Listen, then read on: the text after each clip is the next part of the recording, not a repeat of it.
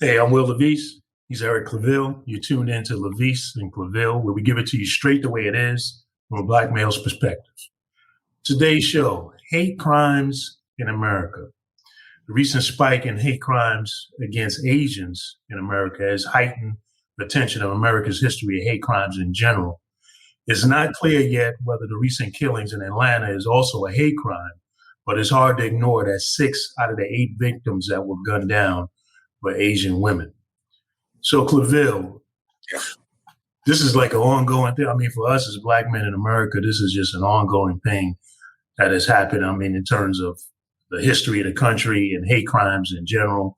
It's sad to say that this is like nothing new to us, or even to hear that there's a possibility that this recent shooting was, racially motivated. It's not shocking, but it's disturbing. It's not shocking. At some point, first of all, our hearts and our prayers and condolences go out to all the families that lost their lives. Absolutely. In this senseless massacre, and all individuals that have lost their lives in similar situations. Yeah. But at some point, you have to ask yourself, is this who we are as Americans? You mentioned that we as African Americans, black males, have experienced hate crimes. Absolutely. Pretty much since we've actually been in America. Public enemy number one. Yeah. Absolutely. We can go all the way back to just most, in history, we can look at lynchings. Most of the lynchings that took place were African-American or black males because, quote unquote, they either got out of line or they could be lynched. And one of the major reasons that was used is that a black man always assaulted or raped a white woman, right? Which we found. Right. Tropes. Right. And even if you go back all the way to the Scottsboro Boys, that famous case where 19 black males, some young adults, were basically riding a train. And a woman made up a story that she was assaulted or raped by these men, which, of course, we found not to be true. But these individuals, this case went all the way to the U.S. Supreme Court. And these individuals could have been put in jail for life and also executed at that time period. But as far as hate crimes on the street goes, as I mentioned, lynchings. Matter of fact, I know the NAACP used to hold out signs, and change the banner saying another black man was lynched, or a black person was lynched in the South, or wherever the case may be. But we also can't forget that black women were also lynched sometimes. Absolutely. And violated. And oftentimes, it had this sort of sexual nature to it, the way people's genitals were cut off, genitalia was attacked, all of that, which, ties in a lot of ways to this Atlanta situation, because at this point of a story that is continuing to move, and develop, we're hearing this sexual overtone here in it. And all of this ties into, very much, like you said, about the history of all types of different people of color who have been violated, from the indigenous people to Asians, coming from China on the West Coast to the Mexican population, which is actually was here first, and actually in many ways is the first, Americans in a lot of ways. When the history of Arizona and those states in Colorado and California and Texas. So there's this undertone to this, sexual undertone that ties into it, as well as, just interesting that now in this time, with this happening with the uptick in Asian Americans, you're seeing the difference of, there was a time when it was just, either indigenous people or it was black. But now we're seeing and unearthing how various groups that are not white have been victimized and subjected to hate. And it's kind of creating an environment where, the country is looking at this and dealing with this in a way unlike it has done before. And some are saying it may actually be bringing about a sense of unity among people of color in a fight against what is really at the core issue, white supremacy. It's funny that you mention that, because a lot of times when we talk about hate crimes, it's usually black and white, right? But in what I call the micro minority groups in America, your East Indians, your Afro Hispanics, those who are lighter shade, and the like, and also your Asian Americans, right? They tend to be in that middle. So you take a gun can go either way. And the reason why I call them micro minorities is because they're here, but the communities are very small and very insulated and isolated from the larger America in a lot of ways. But as it relates to Asian Americans, we've seen an uptick. Now, Asian Americans have always received some type of discriminatory reaction from. Right. I mean, they have a long history. They have a long history in the country. Absolutely. West Coast, it's not like these folks are new to the country. They've been very much a fabric and helped build the country as well. Absolutely. As a matter of fact, when you talk about building the country, we can look all the way back to the railroad. The railroad that stretched from the East Coast to the West Coast, more specifically the West Coast. There's a great documentary you can see, historical documentary that talks about, the Chinese and the work that they put in to build that railroad, detonating mountains and going through and tunneling and the like.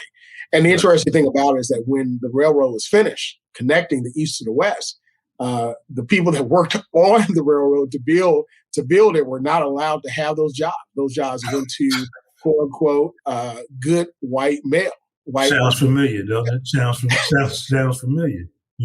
So they receive that type of discrimination. Also, we can't forget, during the World War, when Japanese Americans internment camps, right, immediately put into internment camps, taken out of their homes, given only a small time to get a suitcase and their belongings, and then put in internment camps. Now, they did receive some type of reparation for it, $50,000 for families that were impacted.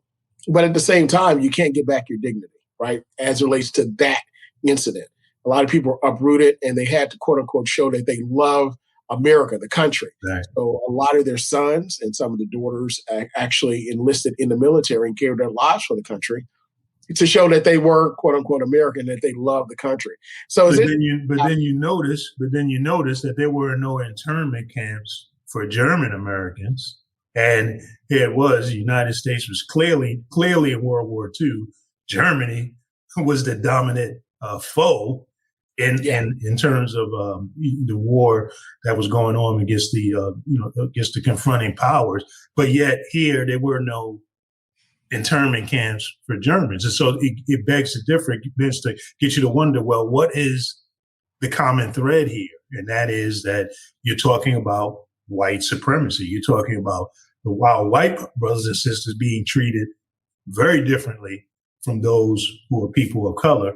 And that's at the core of this, white supremacy. Will, you bring up a salient point, and I think that's the linchpin to it all. As a matter of fact, we can fast forward and look at the last 4 years under former President Trump's administration. Mm-hmm. And we saw an uptick in two types of violent threats and discrimination of various groups. One, Native Asian Americans with COVID-19 was last, but the very first was dealing with immigration and his Mexican Americans more specifically. And also, there was also talk about Black nations, right? So, we'll talk about immigration later. But we saw that the common thread with all of these issues were that Black people were being discriminated against and threatened, and also given basically a bullhorn for those who believe in white supremacy to have a field day, at the expense of, quote unquote, non-whites. As a matter of fact, the president even former president say that he likes more people from, one of the Scandinavian countries. Right, Scandinavia. We should open up our borders. People from Sweden and Finland and Norway and places like that. Well, those places have something in common, and that is that they are European nations, more specifically white nations, that those individuals have a population of. And so he was showing his bias, he was showing his discrimination, he was showing his racism just with that one statement. And then also the disparaging statements about certain African countries. you know, being S-hole countries, right? absolutely. So unfortunately, that was the mindset of our former president. That was the mindset of Right. persons that he brought into his administration in order to create immigration policies and other policies affecting non-white communities. And and again, it gave a bullhorn, it gave a bully pulpit, and it gave an okay to those individuals that believe in the principles of white supremacy to come out and abuse, misuse, disparage, threaten, and even kill non-whites. And the thing is that as you talk about the former president, what he was doing and what he recognized and knew he was doing was using an age-old tool that has been here since the very beginning, the very founding of the nation. And that is to use race as a way to wedge people and to create a situation where people will not look to come together. So racism and white supremacy is really about a tool of a certain white elite class to keep everybody else distracted and under control and not sharing, in the full opportunity to live life, have liberty, pursue happiness. So again, in the founding of the nation, how was it initially set up that, citizenship would go towards whites, voting rights and so forth would go towards landowners, those who had wealth. I mean, it was structured in a way so that, look, we'll use white supremacy as a way to build and to be able to distract folk and based on class from being able to get at this wealth. And so we see this thread starting at the very beginning.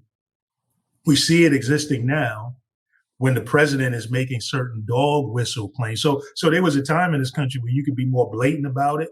We had more outward, we had more legal segregation and legal white supremacy and racism. Now it's in the form of dog whistling, talking about those people or this group over here, or, they're taking your jobs away. And so it helps you to start to understand is that white supremacy is really a tool about class warfare in a lot of ways. That's what is going on. And so those who have made moves to try to get groups to unify, whether it is through the labor movement, or whether to seek these common things that we have in common concerns, common battles that we have, when you rise up against white supremacy, the system automatically reacts in such a way to be able to maintain that status quo, which is a lot of ways is about class and economics. Right. And Will, you're exactly right. We can go all the way back to the Poor People's Campaign, the Poor People's Movement, where Fred Hampton unified, Southern whites, poor whites. And there was a movement that was galvanizing individuals, whether you were white, black, or other, under the umbrella of opportunity. Mm-hmm. And they realized that, listen, we have more in common than we have not in common with each other. Right. We all having trouble feeding our children and getting up and being able to go to the doctor and the dentist and get our teeth fixed. So why are we fighting each other? Right. Exactly. So they said, listen, if we can come together and galvanize around these economic issues, economic and education, those are, those are my soapboxes. Those are the things that I advocate for of any community: education and economic upper mobility. I believe that is within itself the thread that brings all opportunities and communities together to build strong communities, strong families, and also lead generational wealth. But you're right. There are those who control our country that don't want to see those factions come together. So as you mentioned, the last president utilizing that tool effectively in order to continue to divide our people, the peoples of this country, to say, hey, watch them, they're going to come take your job. And really your job is not a Fortune 500 job, right? It's a job you can literally find somewhere else, because a lot of these jobs are blue collar jobs or minimum wage jobs. And the real enemy, I'll say that the real enemy is big business, to all these jobs. I mean, we've talked about it before on other shows where jobs are taken and they go overseas, and they blame not the CEOs and the board that approved that move in order to make them more money. And they're making big profits and getting huge salaries doubling and tripling. Yep. Man, millions of dollars, $1 million. I mean, of course, we know now about the phrase golden parachutes, but the general public didn't know what golden parachutes were. And these are CEOs and officers of companies that come in and make the board and shareholders, well, actually the shareholders, as much money as possible. And when they retire, they get what's called a golden parachute. And that is worth hundreds, millions, and in some cases, for Fortune 500 company, hundreds of millions of dollars. So again, there's a selfish incentive there. But what happens is when those jobs are lost, they don't blame those individuals. They blame the Black and the brown people, right? Saying, look, they're taking your job. And those people had absolutely nothing to do, with taking their job. So you start to galvanize. This is a tool that also helps to create, quote unquote, a hate dialogue about these people. And we mentioned the Asian Americans again and the unfortunate incident that recently happened. But again, I want to go to COVID-19 and how the former president started really the discrimination and threats that in the uptick since 2019, 2020, really. Yeah, the Kung flu, the China flu, China flu. They brought it here. It was them. It was they who did it. It's those people. Exactly. Yeah, and keep in mind, Asian Americans, of course, there's going to be a certain level of discrimination. We talked about it before against all non-white groups. But what happened was Asian Americans really were not a target of any major policy until that statement was made. They weren't any target of any immigration policy, public policy that cut off opportunities or to raise, quote unquote, an alarm against the Asian American community. Because for the most part, Asian Americans also suffer from, quote unquote, the model immigrant. This is what all non-white people should be like. And a lot of that is also based on discriminatory tropes of being subservient and also being able to work hard for whatever pay, that you give them and for innovation and so forth. And they're supposed to be the more appealing alternative to the Black population because Black folk are public enemy number one. That's the polar opposite that, we are against and you don't want to be like. So you play all these groups against each other with these different stereotypes and tropes and create an environment where if you're a white person and you're having difficulty in your life economically or whatever the case is, you're encouraged to not look at yourself or look at the system in general and how it's impacting you, but you're encouraged to blame, no, it's those folk. It's this folk over there. Because if you looked at the system in general and how we fail to have proper safety nets for people, then you will begin to see where the real culprits are, which, as you said, is in the corporate American and corporate system, which is very much still based on the indentured servant slave system. Keep wages down, right? So you can maximize profits.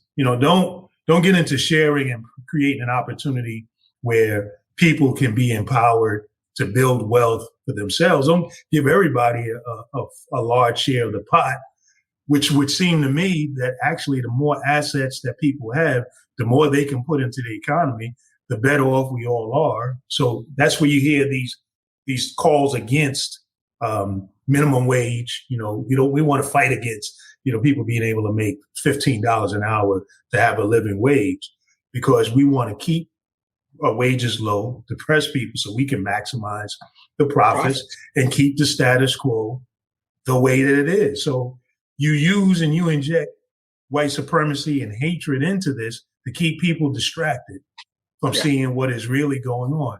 So how does this start playing out? It starts playing out and you're saying, well, it's not my problem. It's not me that's causing this difficulty. It's them.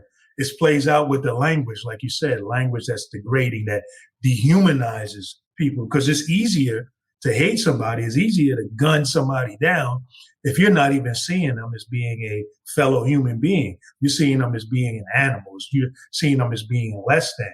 So we get fed all of these things. And in this system that we live, for the white person, it becomes so much a part of your DNA Yes. and your psyche that you don't even recognize that some of these things are going on. You become a blind spot to the fact that you've got an over emphasis on your superiority to others. That's based on nothing in science, based on nothing factual, other than this social construct that we put together to keep people in certain orders. Yeah, and Will, you hit the nail on the head. It's not based in science, but it's simply based on discriminatory public policy. That's all it's based on. If you're used to seeing a certain group of people at the table making decisions, and in certain universities, not because, quote unquote, you're the only person that can earn that opportunity, but other individuals are kept away from even being able to participate in those opportunities, then there you have it.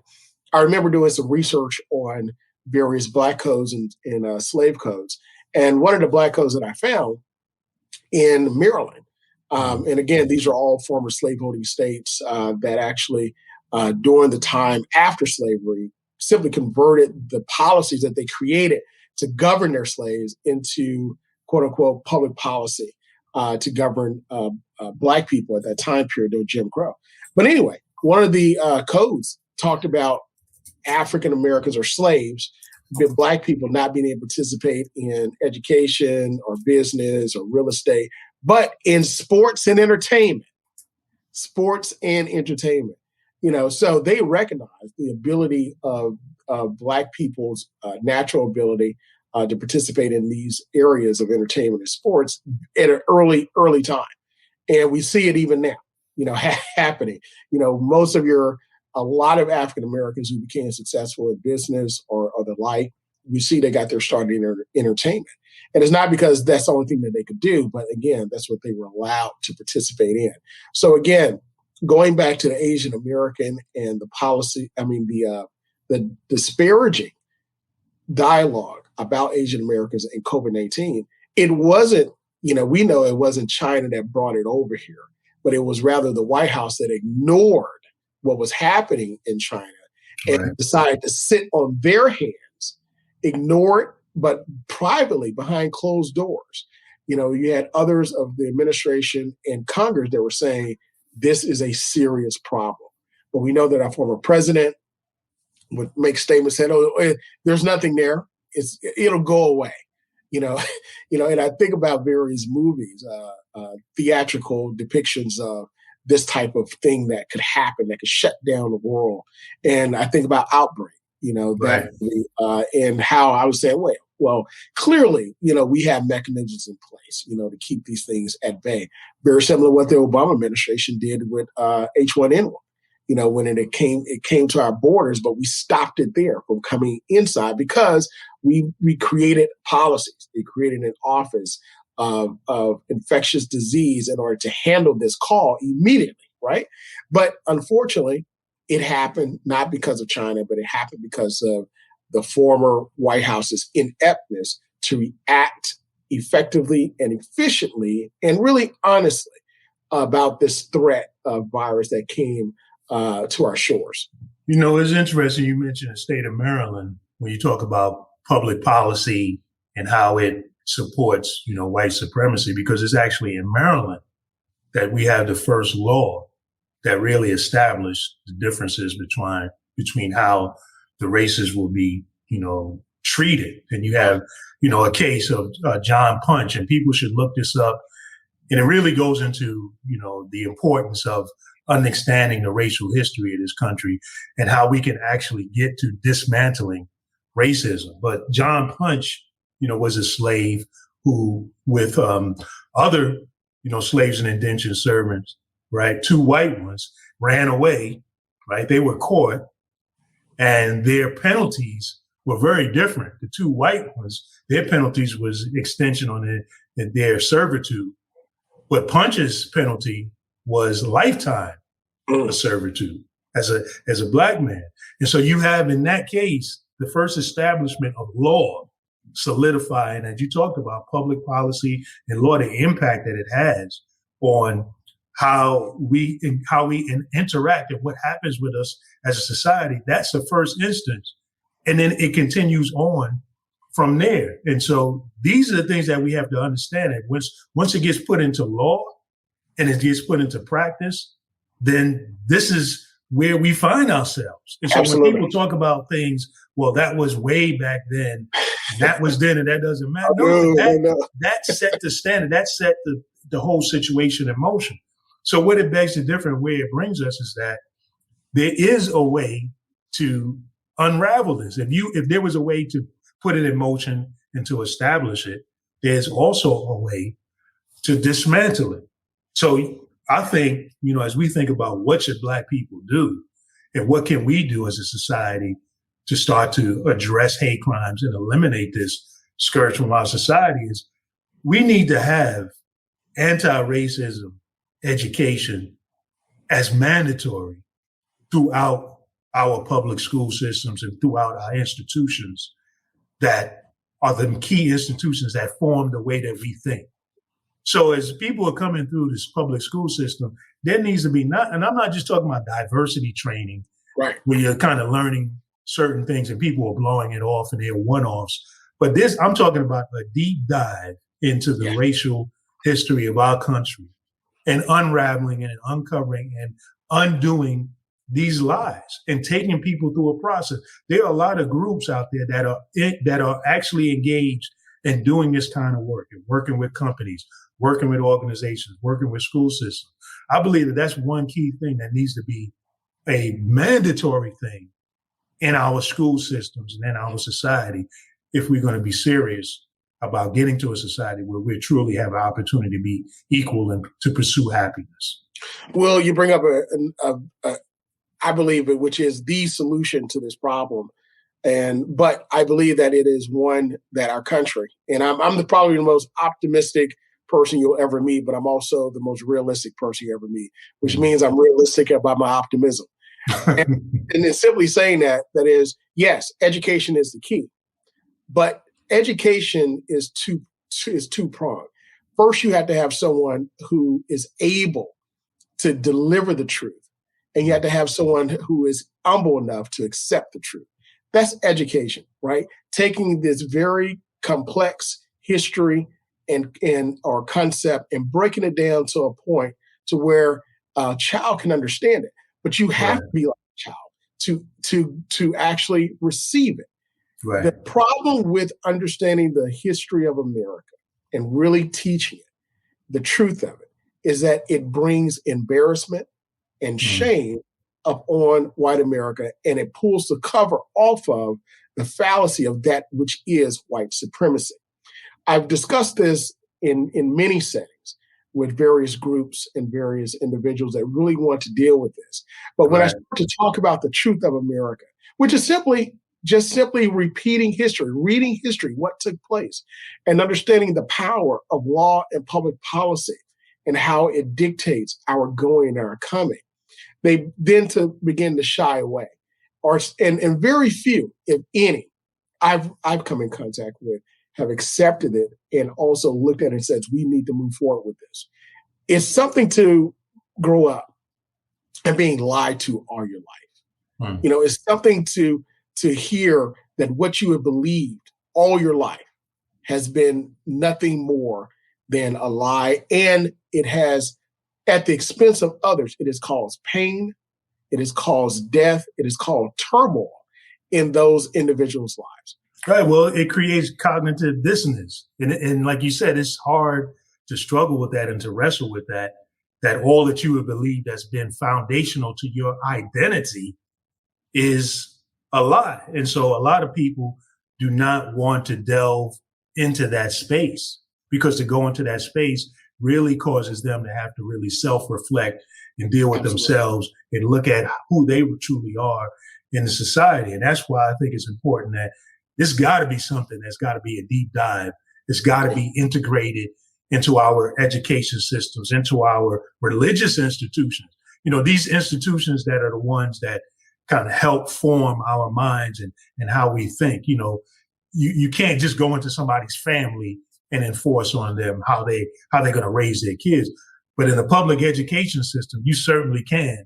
And in our public policy system, you certainly can mandate that, look, in the best interest of the Commonwealth of all people, we got to make this deep dive, and we got to have real, serious, measurable goals. Yeah, and again, I agree with you. And it reminds me of a story of talking with an interpreter of history at one of the colonial places here in the colonial historical triangle, and how they mentioned when they would take individuals on tour of various plantations, they would not, the whites in the groups don't want to go by the slave house. Right. So they started incorporating that as being the first place they start as they tour to quote unquote the big house, because there's two sides to the story. Every time I look at colonial history in its majesty, I always think what's the story of the people that actually created that image of majesty and greatness? Who are those individuals that built those houses? Who are the individuals that cultivated those crops? What were their lives like, and what happened, not just in the daytime, but what happened in the nighttime when everybody else was asleep? So, these are the true stories that we have to tell. These are the true stories that we have to understand. And it takes humility, it takes honesty, and it takes a true desire for our country to really come to grips with how we were created. Yes, democracy in America is the greatest experiment in creating a utopia where all cultures can come together and work together and achieve, quote unquote, the American dream. But there is a nightmare that exists and carnage in helping to create this. And we have to tell that story. And that's the only way we can move forward. That's the only way we can heal. And that's the only way that we, as not only African Americans, Asian Americans, Hispanic Americans, and all other non-white groups who came to this country and built this country, can receive the due justice and also the recognition of our contributions to society. Again, so it should be like that, but that's not the way it is. Unfortunately, that's not the way.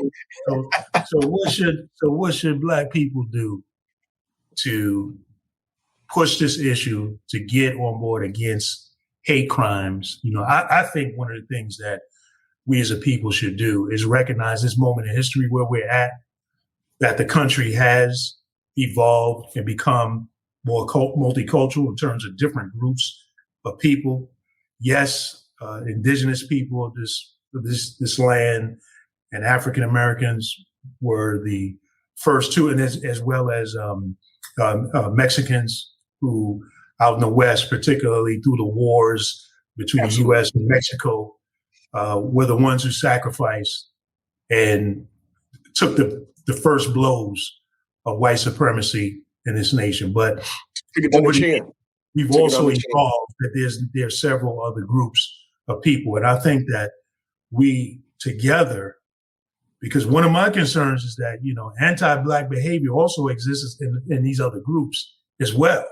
Yes. Let's not get it twisted. Black Lives Matters is a global movement for a reason, because Black people with our skin color are catching it from all types of different groups, not just, Caucasians from Europe. Also in Mexico as well. That's right. Absolutely. The blackface trucks you talked about this several times, but there's more Black people down in South America than in North America. So, but we potentially are in a point where maybe we will all start looking at this racism within these groups and start to see the commonalities and can begin to unite around this common enemy of white supremacy, which, by the way, doesn't serve whites well either.